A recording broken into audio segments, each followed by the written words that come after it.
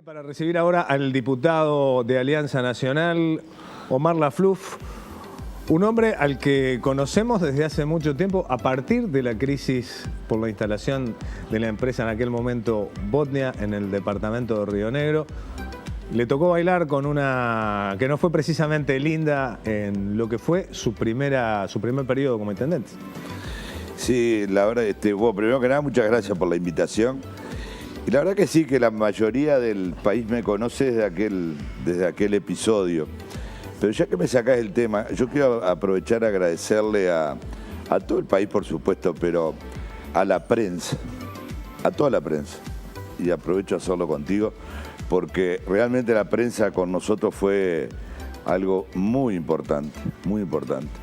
No solamente para apoyarnos y darnos la razón, sino para poder difundir lo que pasaba y lo que pensábamos y cómo estábamos trabajando, digo, porque a mí muchos se acuerdan de aquel episodio, ahora y siendo intendente del Partido Nacional en un gobierno del Frente Amplio.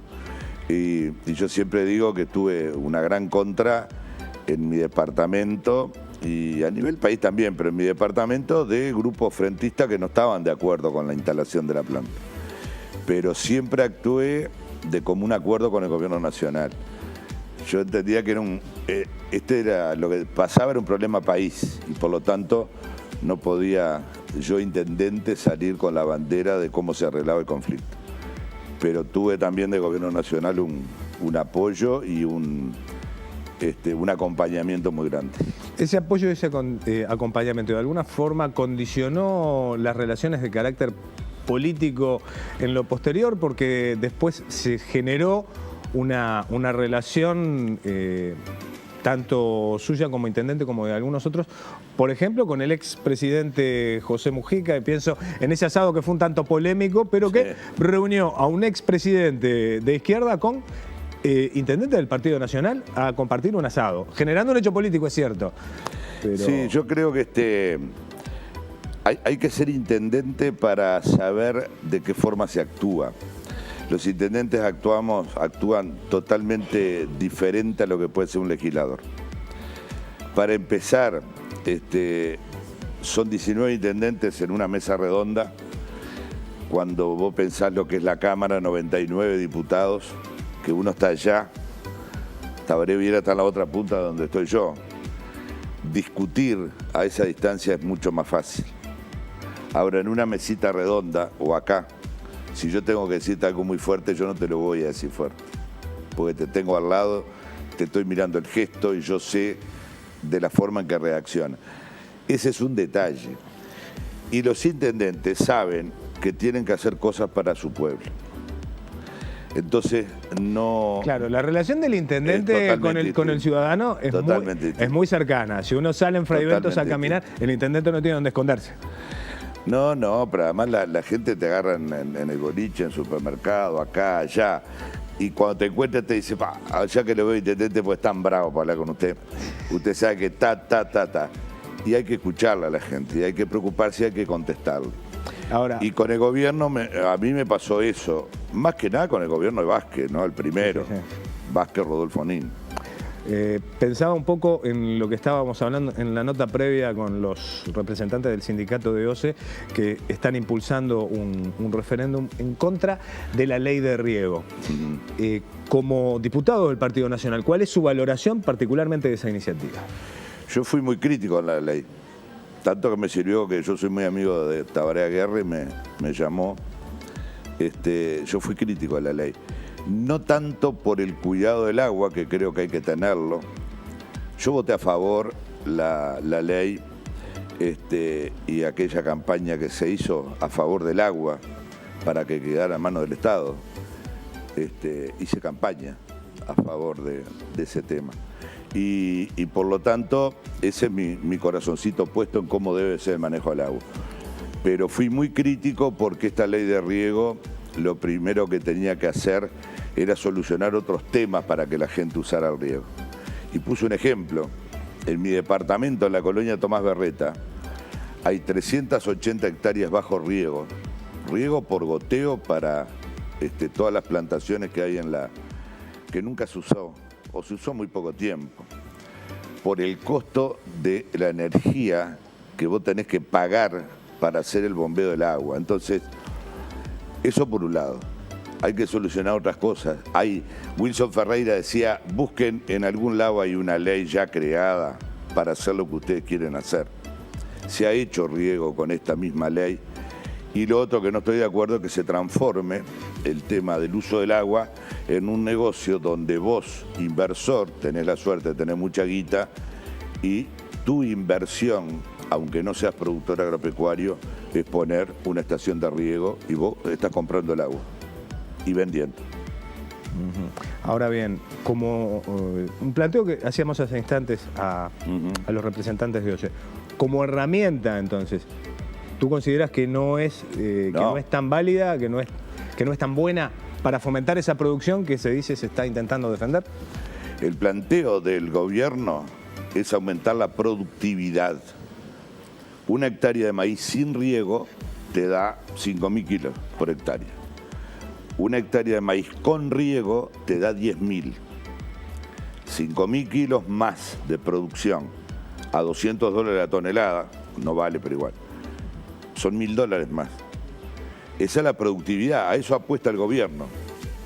El ministro dice, tenemos que ponerle un segundo piso al país. Antes hay que completar el primer piso.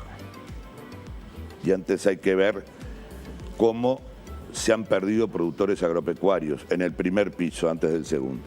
Pero para el segundo piso y para usar el riego, la ley que existe es buena y se puede hacer. No hay necesidad de hacer lo que se está haciendo. Una cosa es producción y otra cosa es productividad. Productividad es aumentar lo que tenés hoy y lo otro es la producción a nivel de... Hay otras cosas para aumentar la producción en este país. El ministro sabe y el gobierno sabe. En Salto se dejó de producir soja. No se produce más. ¿Por qué? Porque no soporta una tonelada de soja a $360 como vale hoy, un flete de $40 a Nueva Palmira. ¿Y por qué tiene que ir a Nueva Palmira? Porque no hemos sido capaces de llevar el puerto de Fraiventos, que queda 150 kilómetros más cerca que Nueva Palmira, llevarlo al dragado necesario para que la producción de grano salga por ese puerto. Ahora bien, todos estos temas que tú planteas y que hacen a ese Uruguay productivo, que en titulares sí, habla todo el mundo, pero, no se discute, pero que habla necesariamente de ese Uruguay en donde reside la riqueza. Uno siente que no está en el día a día de la conversación del sistema político, que cuando se elaboran, por ejemplo, las campañas electorales, vamos a entrar en un año preelectoral, por decirlo de alguna manera, pero ya todos sabemos que el posicionamiento se va a estar dando en los asados de este verano, donde los dirigentes van a encontrar un pretexto para encontrarse y ya definir una estrategia de cara a 2019. ¿Por qué no logra, y se lo pregunto a un representante del interior del país, por qué no se logra instalar en la agenda de los uruguayos ese tipo de temas que hacen a la verdadera riqueza de los uruguayos? Primero, son pocos votos, lamentablemente. Segundo, el gobierno no termina de comprender o no quiere comprender alguna situación. Y mirá que yo no soy de los que digo que los productores agropecuarios, excepto los lecheros, que sí están fundidos, la inmensa mayoría, no todos. La lechería en el Uruguay va camino a una catástrofe. Camino a una catástrofe. Y yo sé que no me van a entender, pero hace muchos años el costo que costaba esquilar una oveja, lo que había que pagarle al esquilador, era más caro que la lana que vos vendías, que sacabas de esa esquila. Entonces el Uruguay pasó de tener 20 millones de lanares a tener 7. Con la lechería va a pasar lo mismo. La gente se está fundiendo porque no le dan los costos. Porque la energía, por ejemplo, le pega al productor lechero de una forma tremenda, porque es todo eléctrico lo que maneja. Entonces, el país no entiende eso y no quiere entender. Y cada vez que los productores protestan, este gobierno dice son una manga de llorones. Y capaz que en algún momento tuvieron razón. Pero no es ni un extremo ni el otro. Excepto los lecheros, no están todos refundidos, pero tampoco están pasando por un buen momento. Pero el país cambió. Yo los otros días le decía al ministro Astori, cuando discutíamos la reestructura del Banco República, que tampoco no lo entienden. No lo entienden porque algún pueblo de campaña que no tenga el Banco República es mucho más importante que cualquier otra cosa, porque es el único que tiene. Yo decía, yo no estoy en contra, a favor de que cierren el Mercado Modelo, la sucursal de Banco, pero tenés otra a 10 cuadras. En el interior no hay nada. Entonces, aparte, empezaron a cerrar la sucursal del Banco República. Después siguieron cerrando los juzgados de paz. A mí me vas a decir que el ahorro es 10.000 pesos del alquiler de una casa de Mevir en Sarandí de Navarro, un pueblo de mi departamento, que es importante el ahorro de 10.000 pesos al país y cerrar el juzgado de paz. Eso es no entender lo que vive la gente del interior. Entonces, no nos quejemos después. Y no nos quedemos roncos en las tribunas gritando que la gente no se vaya al campo. Queremos poblar la campaña, queremos darle servicio. Honestamente yo. Ahora bien. Y ahí, el uno, ¿sabe quién es? El intendente. Si la intendencia no soluciona las cosas en el interior rural, no la soluciona nadie. Porque cuando el gobierno nacional hace algo en el medio rural, más vale que no la haga porque es lo que gasta. Ahora bien, tú planteabas eso de que hay un Montevideo que no entiende, o un gobierno central que por estar instalado, que no más que la entiende esa población, realidad. yo quiero que el gobierno me entienda.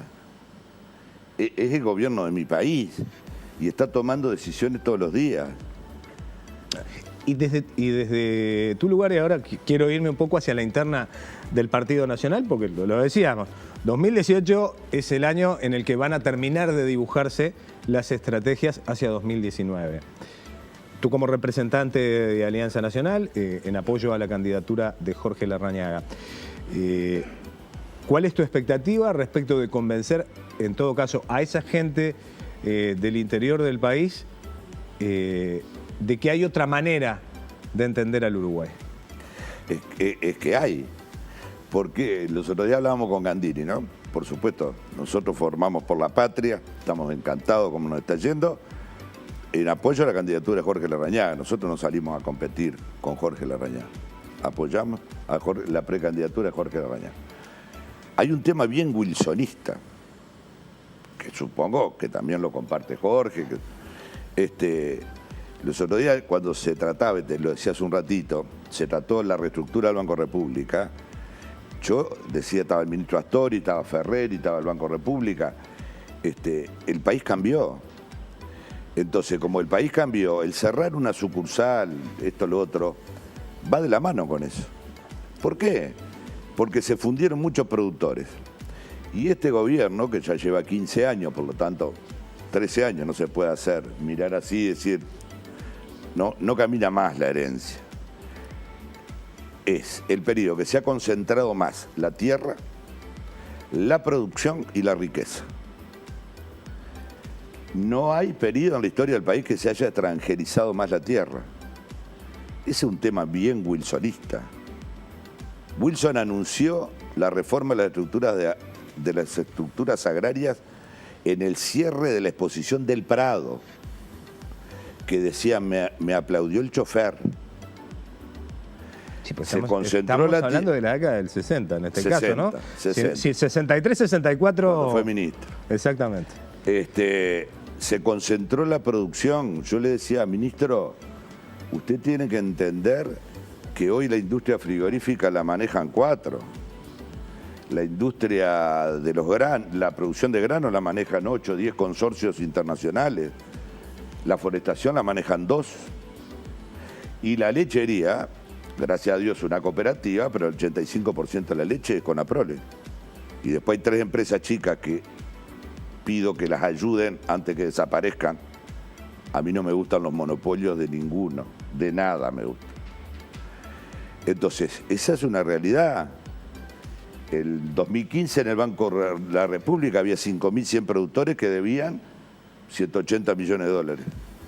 Pero había 700 que debían 900 millones de dólares. El presidente del Banco de la República dice el 50% de la morosidad del banco la tienen 5 empresas. Y bueno, y después aparece Fripur, se va debiendo 30 millones de dólares y la garantía es una casa en Punta Carreta. No, así no es. Muy bien, volviendo entonces hacia las cuestiones internas. ¿Cómo se va a posicionar particularmente esta nueva experiencia de Por la Patria durante este 2018?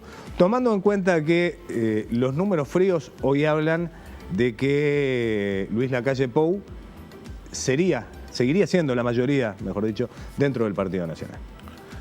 Sí, bueno, por supuesto vamos a tener internas. Yo era siempre tuve la ilusión de que el partido iba a tener 2 bloques como tuvo siempre. Uno liderado por Luis y otro liderado por Jorge, donde pudiéramos estar, no digo que no hay wilsonistas en todos lados, es cierto, pero yo pienso que en este sector del Partido Nacional, donde estuve siempre, porque además arrancamos los otros días con Jorge Gandini, nos acordamos, con Propuesta Nacional, con Álvaro Ramos. Yo estuve también en el grupo de los intendentes, no tenía en esa época nada que ver con los intendentes, con Jorge Larrañaga, el Bolita Leis, Burgueño, Chiesa. Y entonces hay cosas que no se precisa ser politólogo ni máster en economía, en política. Si estos 2 bloques, y en la elección pasada, fuimos todos en este lado con Jorge Larrañaga, y fue Luis Lacalle Pou con todo su grupo, y nos ganó. Bueno, no hay que ser muy inteligente para decir que si nos partimos en 14, va a ser difícil ganar la interna. Y nuestro primer objetivo es ganar la interna. Nosotros no podemos prepararnos para un discurso nacional de una candidatura presidencial si no ganamos la interna. Por lo tanto, tenemos que ganar la interna. Yo sigo teniendo la ilusión que los intendentes y nosotros vamos a terminar juntos. ¿Por qué? Porque compartimos demasiadas cosas. Venimos todos de ese mismo tronco. Pero capaz que con expectativas diferentes. En Puede esa ser. sesión estuvo sentado Sergio Botana hace algunos días, dejando en claro que su objetivo es el Senado de la República, no competir con una precandidatura, pero también dejando en claro que hay que buscar otras posibilidades justamente para ese sector del Partido Nacional en el que usted se encuentra. Exactamente, y está bien. Y esa es la inteligencia que tenemos que mostrar. Y esa es la inteligencia que tenemos que mostrar. Para eso todos tenemos que estar dispuestos a decir, bueno, vamos a reunirnos, vamos a conversar. ¿Qué queremos hacer? Queremos ganar la interna, para después ganar el gobierno nacional, para después llevar el proyecto wilsonista. No alcanza con pegar pegotines en los termos, en los parabrisas. No, hay que llevar esto que acabo. Ahora se escribe en Twitter, ¿no? Veo que ahora se escribe en Twitter y hay toda también una batalla de ideas respecto de que si la gente que escribe en Twitter después se refleja en votos. Bueno, por eso digo, pero tenemos que llegar a algo que nos una a todos y cada uno ocupando el lugar que le corresponde. Y no anteponer. Yo, por ejemplo, ahora, yo estoy en una disyuntiva brutal. A mí en Río Negro me presionan para ser candidato a intendente de vuelta. Y tenés que volver, Y cuando volvemos, Nosotros tuvimos un muy buen candidato, un tipo joven. Yo ya tengo 63 años. Un tipo joven que fue candidato y perdimos por 200 votos. En política perdés por 200 o por 10.000 es lo mismo, perdiste. Pero también me ha gustado lo que he hecho acá. ¿Y por qué? Porque creo que aporto. Y aporto en el Parlamento una visión, una experiencia que tengo que me lleva a plantearlo. Entonces eso tenemos que hacer. Decir, bueno, mira, vos vas a tener que ir a esto, vos a esto, a esto, a esto. Y el conductor, fulano. Ahí vamos. Muy bien. Por último, ayer conversaba con el presidente del directorio, Luis Alberto Heber, quien decía que, bueno, que estaba procurando que toda la situación en torno al caso Bascú se resolviera en el directorio nacionalista antes de fin de año. ¿Se ha hecho alguna valoración de cuánto ha afectado esta situación, particularmente a Alianza Nacional, más allá de que Bascú ahora dio un paso al costado del sector? Sí, yo creo que ahí tenemos valoraciones diferentes en nuestro sector y en el partido. Más que nada en nuestro sector. Hay gente que cree que no, que esto no afectó. Hay otros que creemos que sí. Y digo creemos porque yo tengo que decir lo que creo, y yo creo que sí, que afectó. Y que hay que salir de la mejor manera, pero dando respuesta. De la mejor manera no es dejarlo que muera el tema, no es. Por eso el partido tuvo una primera opción, que fue aquella declaración que salió, haciéndose eco de lo que decía la Comisión de Ética. Evidentemente, posteriormente aparece el informe de la JUTEP. El informe de la JUTEP. Y bueno, en la última reunión que tuvimos, que estaban... Yo lamento que hubiesen estado los jóvenes y que hayan tenido que tomar posición en un tema que no... Recién arrancan el Congreso de la Juventud y todo lo demás. Pero también está bueno que se participe desde el inicio en estas cosas y se sepan cuál es la posición que toma cada uno. Y en ese sentido, el directorio vuelve a enviar el informe de la JUTEP a la Comisión de Ética, esperando una respuesta. Respecto de esa iniciativa de suspenderle su filiación partidaria mientras se procesa todo el caso en la justicia. Yo no me voy a extender mucho en este tema porque me ha costado unos cuantos dolores de cabeza, porque yo opiné diferente a lo que opinó el directorio en su momento, con un matiz de diferencia. Y yo simplemente dije que Bascú tenía que tener un gesto, que tenía que ser de él, no que había que imponerle nada. Y bueno, por lo tanto eso creo que así fue que pasó lo que pasó con Alianza Nacional, que en definitiva yo había entendido otra cosa, que la Reñaga le iba a pedir la renuncia a Bascú. Fue un gesto de Bascú pedir la renuncia, presentar la renuncia a Alianza Nacional. Pero bueno, esperemos que se resuelva de la mejor manera posible y yo creo que sí, que lo más rápido posible mejor.